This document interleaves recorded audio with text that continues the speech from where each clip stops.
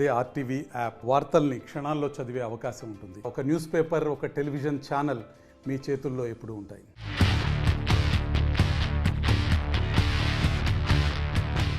Indian premier league IPL 2024కు సంబంధించి కీలక update వచ్చేసింది.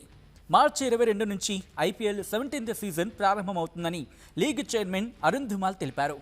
ఈ వేసవిలో దేశంలో సార్వత్రిక ఎన్నికలు జరగనున్న నేపథ్యంలో కేంద్ర ఎన్నికల సంఘం ఎన్నికల షెడ్యూల్ విడుదలైన వెంటనే ఐపీఎల్ గురించి అధికారిక ప్రకటన చేస్తామని పేర్కొన్నారు.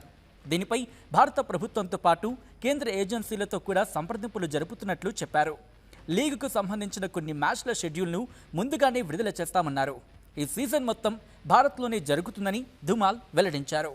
అరుణ్ ధుమాల్ వ్యాఖ్యల నేపథ్యంలో ఈసారి సీజన్కు సంబంధించిన షెడ్యూల్ను 2 సార్లు ప్రకటించే అవకాశం ఉన్నట్లు తెలుస్తోంది. కేంద్ర ఎన్నికల సంఘం ఎన్నికల షెడ్యూల్ ప్రకటన ఆలస్యమైతే ముందుగానే సుమారు 2 వారాల మ్యాచ్లకు సంబంధించి షెడ్యూల్ విడుదలయ్యే అవకాశం ఉంది. ఆ తర్వాత మిగతా మ్యాచ్లకు సంబంధించిన పూర్తి షెడ్యూల్ను రిలీజ్ చేయబోతున్నట్లు తెలుస్తోంది.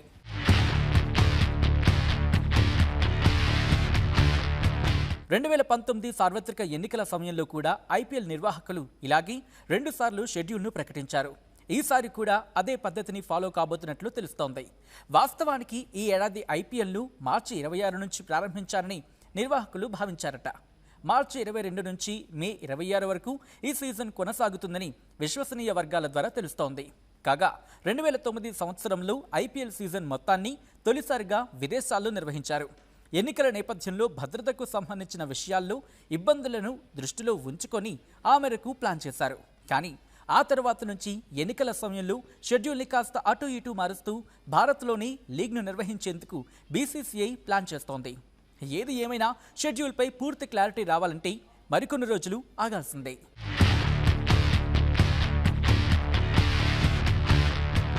దేశాభివృద్ధిలో ప్రగతి పథంపై పరుగులు పెట్టిస్తూ విశ్వంలో దేశాన్ని అగ్రగామిగా నిలిపేందుకు అనుక్షణం పరితపిస్తూ 5 శతాబ్దాల మన అయోధ్య రామ మందిరం కల సాకారం చేసిన శ్రీ ప్రధాని నరేంద్ర మోదీ గారి సందేశంతో బీజేపీ విజయ సంకల్ప సభ మీ ముందుకు వస్తుంది. ఫిబ్రవరి 20 మంగళవారం ఉదయం 11 గంటలకి భైంసా, తాండూర్, భువనగిరి, మక్తల్ నుండి యాత్రలు ప్రారంభం. రండి, తరలి రండి, లక్షలాదిగా. వికసిత్ భారత్ సంకల్ప సాకారంతో తెలంగాణ భాగస్వామ్యాన్ని పెంచండి. మళ్ళీ మోదీ గెలవాలి, మన ప్రధాని కావాలి.